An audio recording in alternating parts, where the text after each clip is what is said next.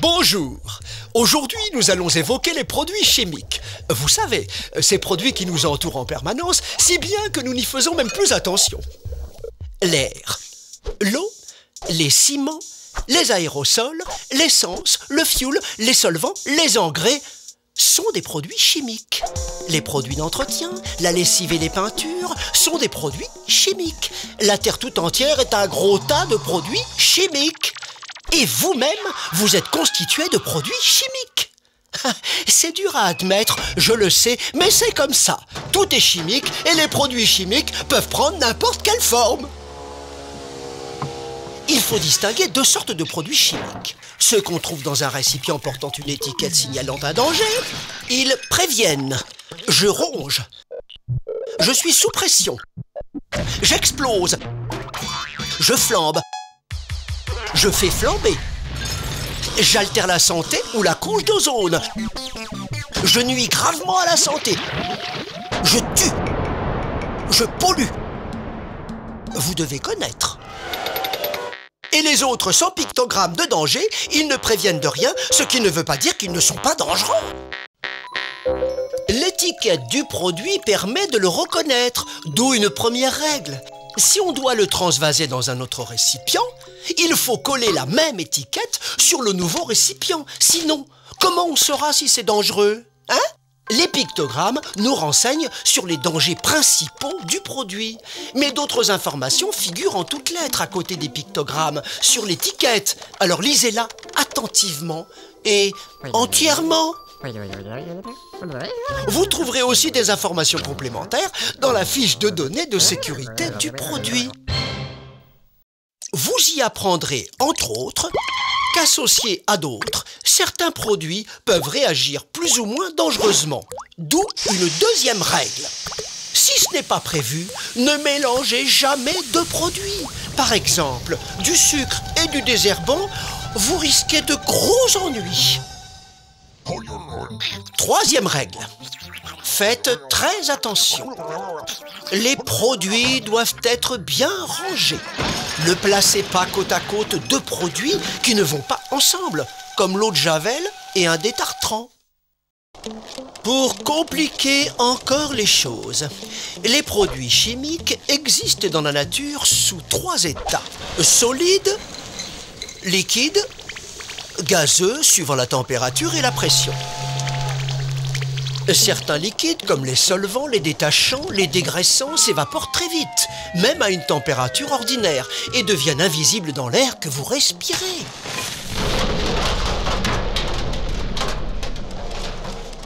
N'importe quel produit combustible finement dispersé dans l'air, comme la poussière d'aluminium, la sciure de bois ou même la farine peut exploser et une simple étincelle peut suffire à... Regardez bien ce bidon. Il contient un produit chimique. Bon, si vous n'y touchez pas, il ne se passe strictement rien. On est d'accord. Mais si vous trempez votre main dans le bidon, vous déclenchez aussitôt une réaction qui peut faire très mal, car, rappelez-vous, votre corps est constitué de produits chimiques. Il faut donc absolument éviter que les produits dangereux entrent en contact avec votre corps. On peut entrer en contact avec eux de trois façons. En les avalant, en les respirant, sniff, ou en les touchant. Oui, notre peau est très exposée, tout particulièrement notre main et notre visage. Certains produits très corrosifs produisent au moindre contact de graves brûlures. Mais d'autres produits, surtout ceux qui dissolvent les graisses, arrivent à traverser la peau et sont transportés par le sang dans d'autres régions du corps. Plus stupide, et pourtant de nombreux accidents prouvent que c'est possible, on peut aussi avaler un produit dangereux en buvant à la bouteille. Mais on peut aussi en avaler sans s'en rendre compte.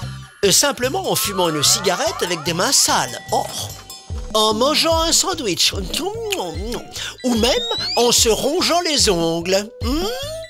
Alors méfiance! Moins évident à déceler, dans certaines conditions, il peut également se produire un dégagement de gaz toxiques. Ces gaz, mélangés à l'air que vous respirez, peuvent nuire gravement à votre santé. Certaines poussières, invisibles à l'œil nu, sont tout aussi dangereuses, comme les poussières d'amiante, de talc, de ciment ou de graphite. Ou tout bonnement les poussières de sable ou de bois. Quant aux fumées, ce n'est pas mieux. Enfin, n'oubliez pas que nous avons besoin d'oxygène pour vivre. Donc, dans un espace confiné ou mal ventilé, faites très attention au risque d'asphyxie et n'hésitez pas à aérer. Un produit chimique peut provoquer des dégâts irréparables en quelques secondes. Par exemple, si vous recevez de l'acide dans les yeux, si vous respirez du chlore, à plein poumon, ou si vous avalez de la soude caustique. En règle générale, on évite de s'exposer volontairement à une forte dose. Mais on peut aussi s'empoisonner petit à petit sans s'en apercevoir, en s'exposant régulièrement à de petites doses. Certains individus, plus sensibles que d'autres, font une allergie au moindre contact avec ces produits. Voyons maintenant ce qui se passe à l'intérieur de votre corps. Qu'il soit entré par la peau, par la bouche ou par le nez, le produit se mélange à votre sang et atteint n'importe lequel de vos organes. Certains produits sont éliminés rapidement par le corps humain, du balai. Mais d'autres peuvent entraîner des troubles à plus ou moins long terme et déclencher jusqu'à 40 ans plus tard des maladies parfois mortelles comme un cancer. Quelques produits peuvent aussi entraîner une baisse de fertilité chez l'homme et la femme. Les femmes enceintes doivent faire attention encore plus et signaler leur état le plus tôt possible au médecin du travail. Le passage dans le sang de certains produits toxiques peut entraîner de graves conséquences pour le bébé. Je vous entends d'ici murmurer. « Oh, si c'est comme ça, je n'y toucherai plus jamais !» Pas si vite! Tout d'abord, certains produits peuvent être remplacés par des produits moins dangereux. Ensuite, si votre poste de travail n'a pas été bien conçu, il doit être aménagé. Quoi qu'il en soit, le risque doit avoir été évalué. On doit vous informer sur les risques et les protections nécessaires. Vous devez suivre une formation. Enfin, quand on ne peut pas vraiment supprimer le risque, il existe des protections collectives ou individuelles. À chaque risque, sa protection.